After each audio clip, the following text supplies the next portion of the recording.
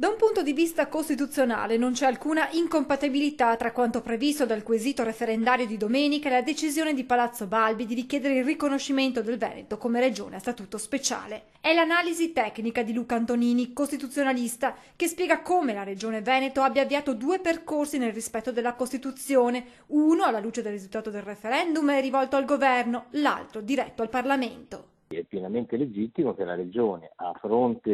del risultato del referendum, decida di avviare la trattativa per l'attuazione dell'articolo 116, terzo comma della Costituzione, quindi ottenere le competenze in 23 nuove materie e le relative risorse. Indirettamente poi c'è un altro percorso che la Regione, nella propria autonomia, decide di attivare, che è quello previsto dall'articolo 121, secondo comma della Costituzione, che dice che in ogni momento la Regione può, quando lo ritiene, presentare un disegno di legge costituzionale alle Camere. La richiesta di inserire il Veneto tra le regioni a statuto speciale rientra nell'alveo costituzionale, spiega Antonini, che poi chiarisce anche su cosa si sia pronunciata la Corte Costituzionale. La Corte Costituzionale si era espressa dicendo che non si poteva fare il referendum sull'autonomia speciale, ma non aveva detto che una regione non può presentare disegni di legge al Parlamento anche in materia costituzionale, anzi ha detto il contrario.